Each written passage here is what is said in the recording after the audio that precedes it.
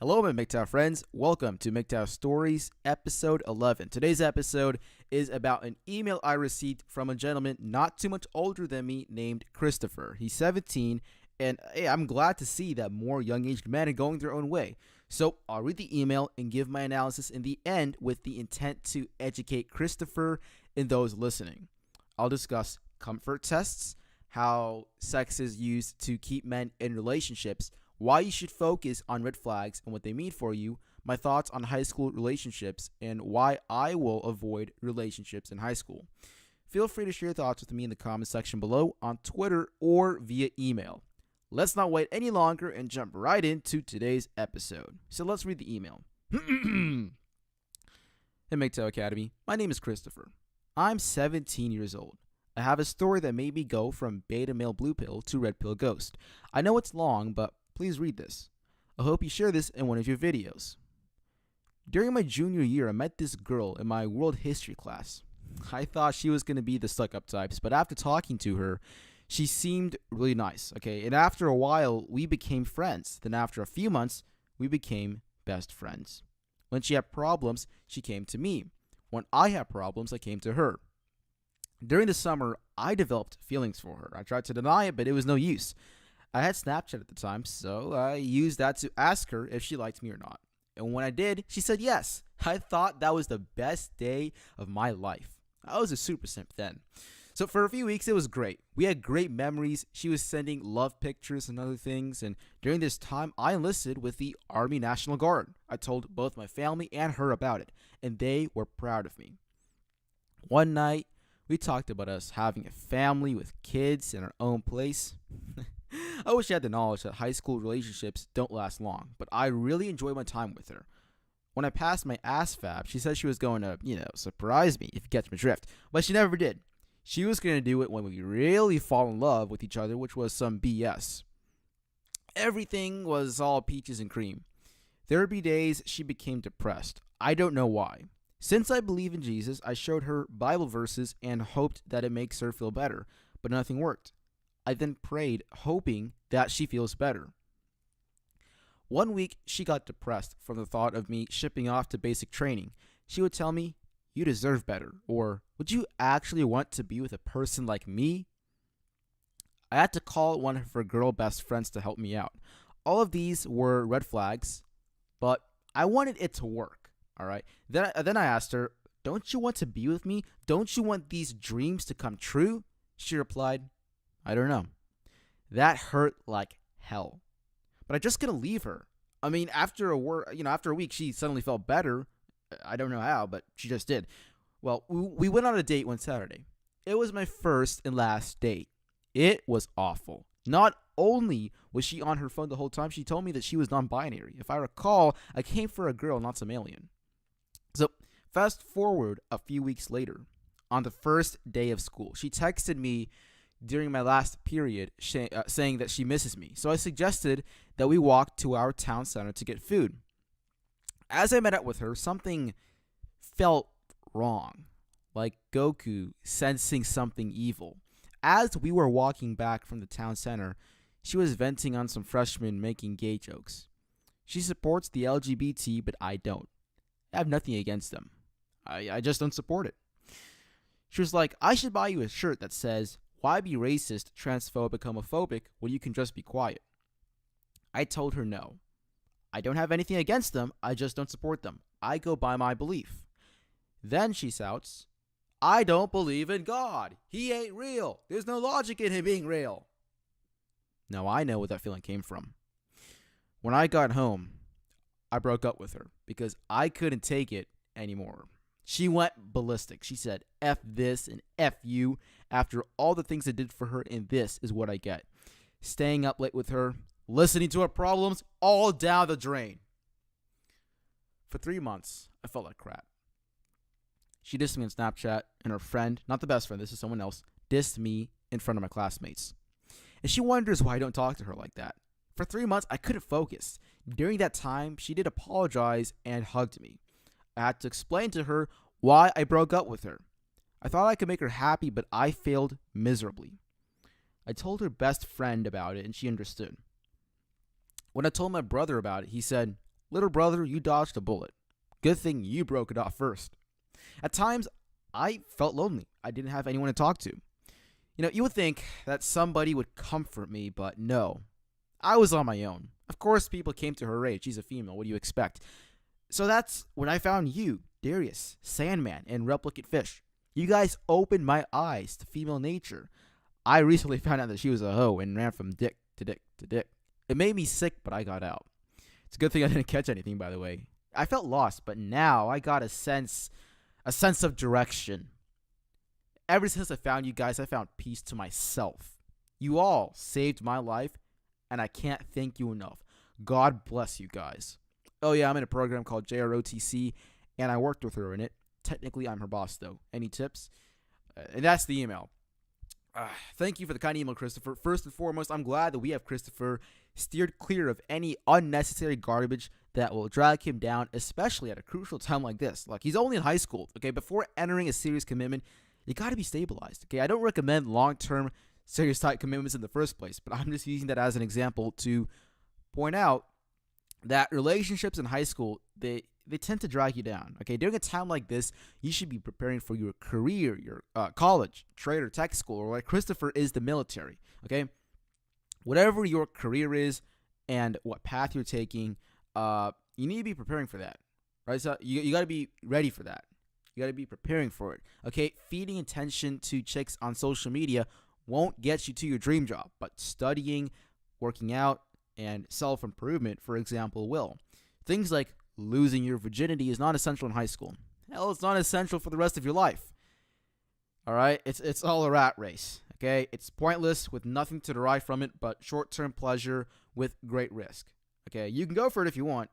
I might go for it, but I'm just saying that's really what it is, okay? I'm happy you're with us, Christopher. Take this time to work on yourself and live your life. You're young and energetic now. Don't waste it on some thoughts. Spend it on something that you value. So, first of all, let's address the last part. Christopher did ask that I give advice about a situation with him and his ex-girlfriend, as he is technically her boss, and JROTC, that's the Junior Reserve Officer Training Corps Cadet, whatever it is. I'm not in it, but I am familiar with it. I understand the basics of it. It's like a pre-program for entering the military, basically. Well, he's in that program with her, I guess. So he said he's in the National Guard. So, Christopher, what I would do, since you mentioned that like you're like her boss, I think is what it is. You're her commander. I don't know what it is, right? But whatever, her boss. Okay, we'll call it that. Since you're her boss, I would ask that you speak to your instructor, teacher, whoever it may be. I'm not sure who it is, the person in charge, I guess, and ask that you cut off communication and any contact with her to avoid any problems in the future, okay? So possibly, if you can, be the boss for somebody else. That's what I would do. You would want to be the boss for someone else, if that's possible. And mention that it's for the well-being of everybody when you're telling this to your instructor, teacher, whoever it may be, right? And if you can't change, if you're stuck in the position that you are, if you still have to be her boss or whatever it is, all right, so be it. Because remember, you're doing this for whatever inspires you. It's definitely not her. You're doing it for whatever it may be. Trying to carry on a family tradition. Maybe it's a family tradition. Maybe it's for you just want to serve your country. Maybe it's that. Maybe you want to. Maybe it's just one of your goals. Maybe it's that. Do it for whatever your inspiration may be. Don't do it for your ex-girlfriend. Okay. If you want to put up with her, put up with her. Okay. But that's what it takes. All right. Maybe you have to put up with her. Who knows? But do it for whatever is inspiring you. Okay. So yes, try to avoid her and coordinate that with your instructor, teacher, whoever it may be, if possible. But if not, remember to put up with her that you're doing this for whoever it may be or whatever it may be. All right. But if it doesn't work out, you can always DM me on Twitter or email me, and I'll happily help you out. That's what I'm here for. This is life. We're going through this. We're going through this journey together, man. And I'm always here to help you out, just like I am here to help anybody else out. So be sure to reach out if you need some more assistance. I'm happy to help. So yeah, that's the advice I'd like to offer to Christopher on the whole JROTC thingy. But now, I'd like to begin my analysis, right, by examining the part of Christopher's email where he mentioned that at first the girl he used to like seemed like one of those stuck-up types. Those special type of people who thinks their crap doesn't smell. Yeah, those type of people. It is entirely possible that this girl faked being nice. I've experienced it. Many other men have experienced it. Some people in life will just fake kindness so they can use you. I've had girls that were mean to me but are suddenly willing to suck my dingle-donger when they need help with something. And that's an exaggeration, but you get the point, right? Christopher, I don't know your entire situation, but it's definitely within the realm of possibility that this girl faked being nice to you, okay? It's possible, but I can't say for sure. Let's assume that she did fake being nice. Let's assume she did. Like, we know she faked being nice, right? Why would she do that? What was the motive behind it? If you were to ask me, I'd say it would be for emotional support. Okay, so some guys like to refer to that position, shall we say, as the emotional tampon, all right? She could have definitely faked being nice to you just so you will listen to her problems, okay? I'm not saying that's what happened, but it's possible. Like I said, I don't know all the details completely, so I can't say for sure, but it's within the realm of possibility. That's why I mentioned it, right? Here's the thing. Also, when you're attracted to someone, you initially tend to ignore their negatives, right? I had a girl I used to crush on. I had one-itis for her terribly in 8th grade, and I ignored the fact that she was a hoe, all right? I have a friend who's a football player. I talk to him frequently about stuff. That girl that I used to like, that I had one-itis for, she was a cheerleader, and my friend was a football player. So if there's one group of guys that know cheerleaders the best, it's going to be the football players. And then my friend had to point out to me that she was a hoe. And I was like, well, you're definitely not wrong. You know what I mean? Like, sometimes you just got to have somebody pull your ass out of your head for you. Like, I've been there myself, man. I know what it's like, right? Oh, yeah. And remember that part? Where she was like, you deserve better. Or, would you actually want to be with a person like me? Yeah. That's called a comfort test, my friend. All right. She was thinking of you shipping off to basic training and wanted to see what would happen and how things would work out. Would you stay or would you leave? Maybe she's thinking of going to another man. Who knows? And remember when she said that she was going to surprise you and then she didn't? She said she was that you were going to get it when you really fall in love. Yeah, she's dangling in front of you like a treat so that you would stay committed. All right, she was afraid of you shipping off to basic training and all that type of stuff. So she kept you hooked with the promise of some action later on. Okay, I'm not talking about Christopher, but boy, oh boy, are some men just plain pathetic, right? I mean, seriously though, like there is a point, there is a clear boundary, where you can say, okay, you're just pathetic. Like, you can't go that far, right? I mean, look. So I went to this party at this huge ass mansion one time, and in the master bedroom there was this exotic pussy. I was playing with it for like 5 minutes. I teased it real good, man. I put 8 inches in front of it. I put 8 inches in front of that pussy, and right when you think the pussy would grab it, I pulled it away. I believe it was some Egyptian cat of some sort, and I had my headphones on me, the one with wires, not AirPods. So I was dangling my headphones in front of it. The cute little thing was trying to grab my headphones, but I pulled it back last moment. Good times. But seriously though, some guys are too dumb.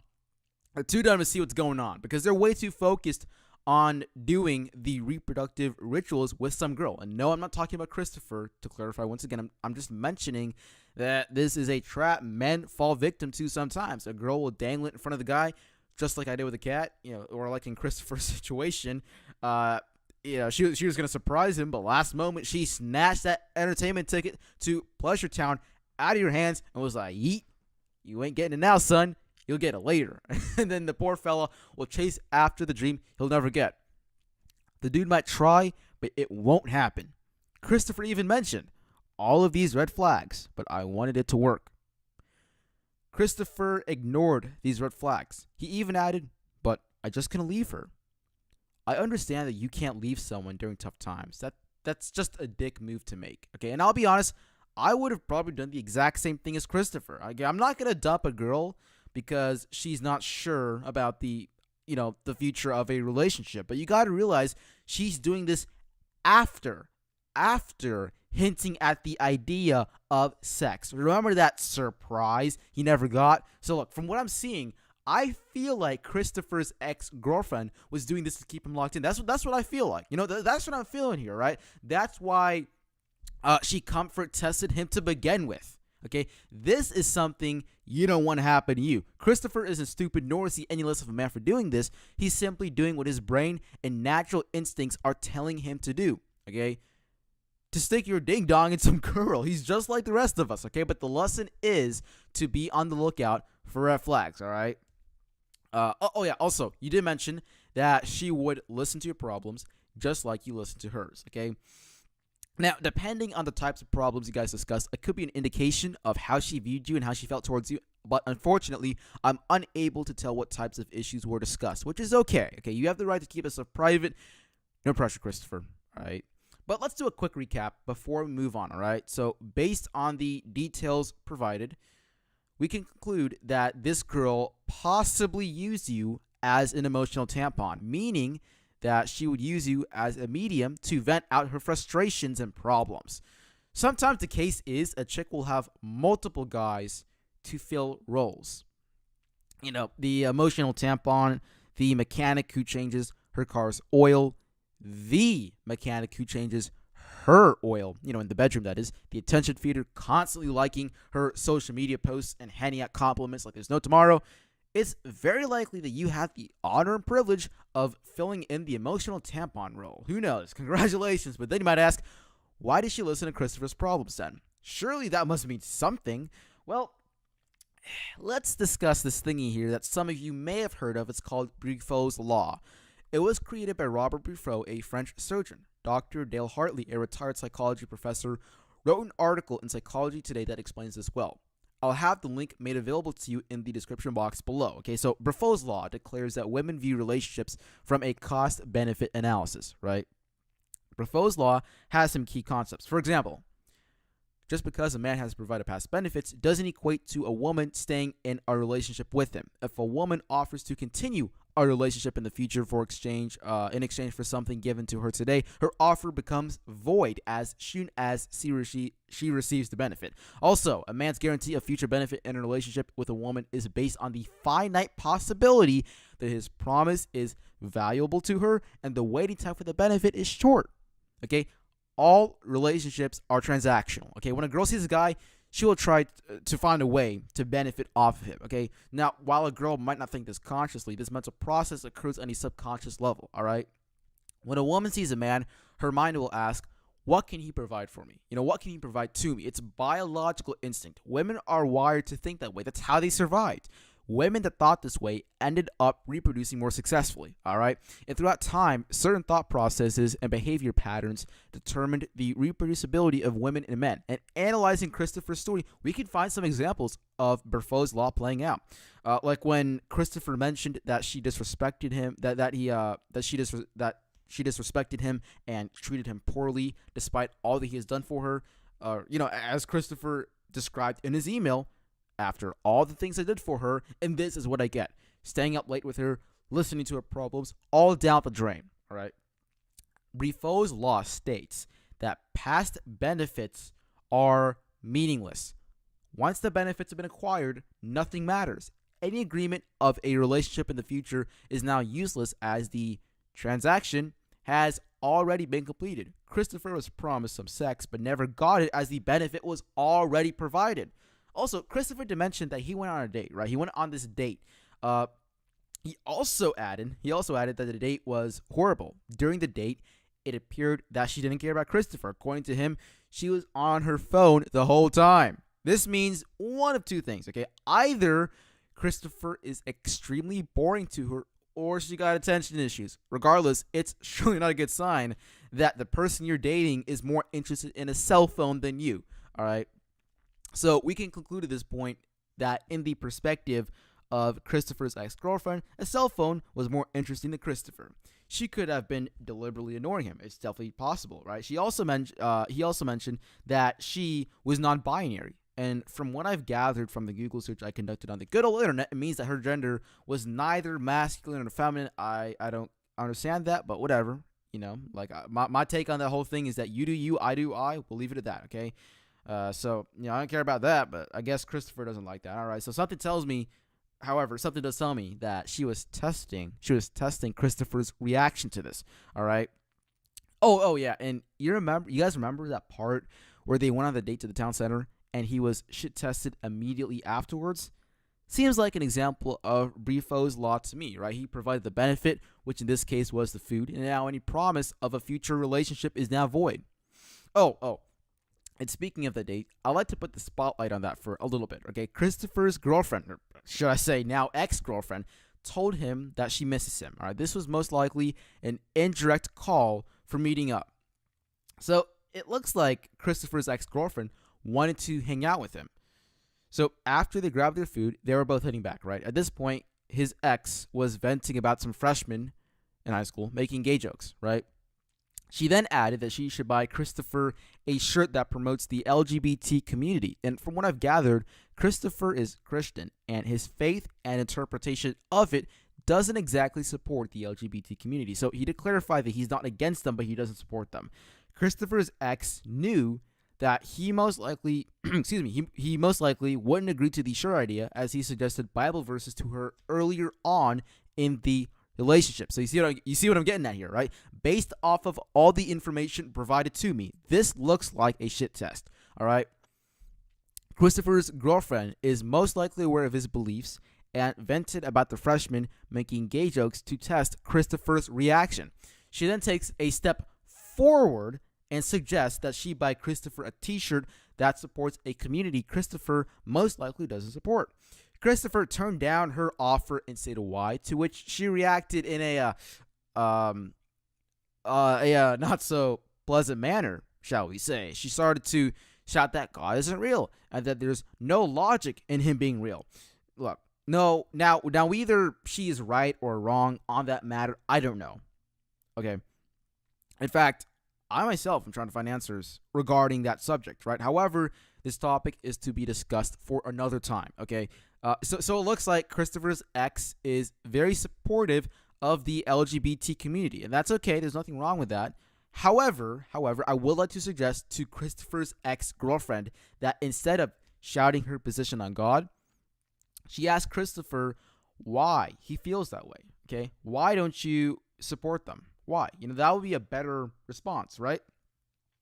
I recognize that she is human and that it's normal to have a strong emotional response to something you support, but at the same time, Christopher was her partner, and she knew that he firmly believed in God, because he gave her those Bible verses earlier on, which is the reason that she responded the way she did. I've seen it myself firsthand. Anything that I value will get attacked whenever I offend someone, right?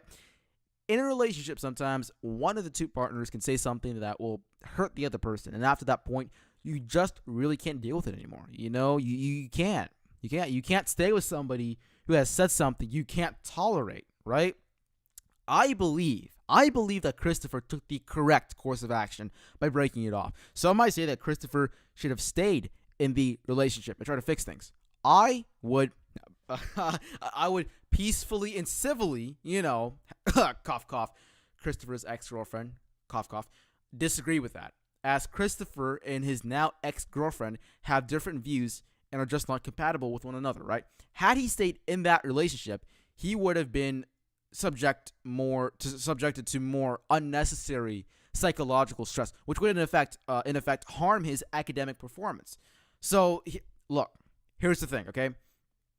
To all my teenage listeners out there, understand this. You really only got one shot at school. This is the time to get yourself to your dream job, okay? Even though a lot of the stuff you learn in school is useless, I know it's useless, right? We all know that. It's common knowledge, right? You got to do what you got to do, right? Since you're forced to do it, you might as well do your best, right? Enjoy your time and make the best out of it. You only got one shot at school, really, but you can always date for the rest of your life.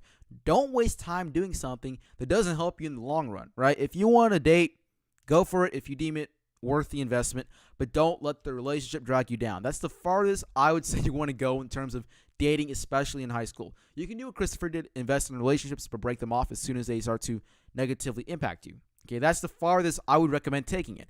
I myself plan to not engage in high school relationships. Look at it this way, okay? High school high school relationships are unreliable, right? People change like the wind. And as a guy, I am disadvantaged. Yes, I'm disadvantaged. Remember, women develop, but they develop before men do. They start puberty before men do. So we're disadvantaged because they're approaching their peak in terms of attractiveness in high school, while we're behind them. Okay, we peak later on for a much longer duration. Okay, we peak on later. We peak later on in life for a much longer duration. Okay, girls are starting to reach their peak now. They're almost there, and it's going to be a fast but quick peak. Ours is long and slow. All right. I see it like investing in a stock like with relationships. I see it like a stock. With a stock, you put money into it and you either lose or gain money. All right. So with relationships, you put in a lot of things. You put in time, emotional investment, and of course, you put in money. Right. Now, look at a high school relationship, sort of like a stock. Would you invest in a stock that has a 99% chance of collapsing in a relatively short amount of time? Knowing that high school relationships rarely have a happy ending, it's something I wouldn't bother with. Okay, that's not to say that they're completely useless, as you have an opportunity to learn people skills and how to develop healthy relationship skills, but those could be developed other ways. Okay, in short, high school relationships can benefit you in some way, shape, or form, but they tend to end quickly and are super unreliable. The only stock I'll be investing in is myself. That's the motto I'll always live by. Am I saying that I'll die a virgin who hasn't ever dated a single woman? No. It's possible, but that's not the plan, and I doubt that's going to happen. All right, I'll dip my toes in the world of dating later on in life when the time comes. I'm in high school. The last thing I need is a girlfriend. Okay, that's the last thing I need. I need to work on myself and spring past my peers to succeed and to be content with myself, okay? I have goals in life. I have dreams and aspirations I want to reach, and a girlfriend won't help me get there. All right, once I'm settled down, I'll maybe consider that if things aren't too crazy, that is. But for now, I'm good, all right? Besides, high school is just 4 years of my life, right? Who cares if you bang 10 girls every month? I mean, you might, but I doubt anybody else could bother. Once you land your dream job or get your dream car, your pilot's license, or whatever it may be that you've been dreaming of, you'll find that that's much more satisfying and enjoyable than any other high school relationship. Christopher, please take the time you have now to build upon yourself and use it wisely. That means working out, going to the gym, lifting, whatever it is. Meditation. I suggest mindfulness meditation when you wake up. Maybe sometimes in the middle of the day before doing your homework and before going to bed. That's what I suggest. It really helps me out, and I believe you should give it a shot. Financial education. Watch some YouTube channels if your high school offers electives on that. Learn from there or learn from a family member. I'm sure that's something you definitely want to learn. Learning a new skill or hobby, whatever that may be for you. If that's flight simulator stuff, that's my hobby. I like playing on flight simulators, and that will help me eventually get my pilot's license later on. You can do that. Self-reflection to grow more as an individual. I do it all the time. I criticize my own actions. I say, hey, why did I do that? How can I avoid that mistake in the future? Why did I do that? So self-reflection is really important. So do that type of stuff, and it will help you grow. Believe me, you'll blossom like a sunflower in the summer. If that's a good analogy. Okay, you get the idea. Okay, I appreciate you sharing your story. All right. And I hope that your story, in addition to my analysis on it, will help and benefit our high school-aged viewers and listeners out there. And that's a wrap for episode 11. But don't leave just yet. Don't leave. Stay. As I still have a little bit more to say, okay? Just a little bit more and you're free to go. So first of all, know that I'm open to you. I'm not talking to everybody, my listeners and my viewers. I'm talking to you all individually. You listening to this while you're driving your car. You watching this at home, in bed, whatever. I'm talking to you individually. You, the viewer, the listener. If you have any issues you want to discuss publicly like Christopher did or in private, don't hesitate to reach out to me, okay? Like I said, life is an interesting journey, and there's nothing wrong with doing it together with someone else, okay? We go through this together, all right? That's what makes life, okay? We go through problems. We learn from them, and we improve. That's life, right? So if you ever have any issues, you want to talk about stuff, you're feeling down, don't hesitate to reach out to me. I really do enjoy connecting with new people and discussing different things. And I feel that everybody wins in the end. Okay, it helps everyone out, right? So don't hesitate to reach out to me. And if you want to, you can find me on Twitter. My Twitter handle is at all caps MGTOW followed by Academy. The first and Academy is capitalized. Drop me a direct message and I'll get back to you.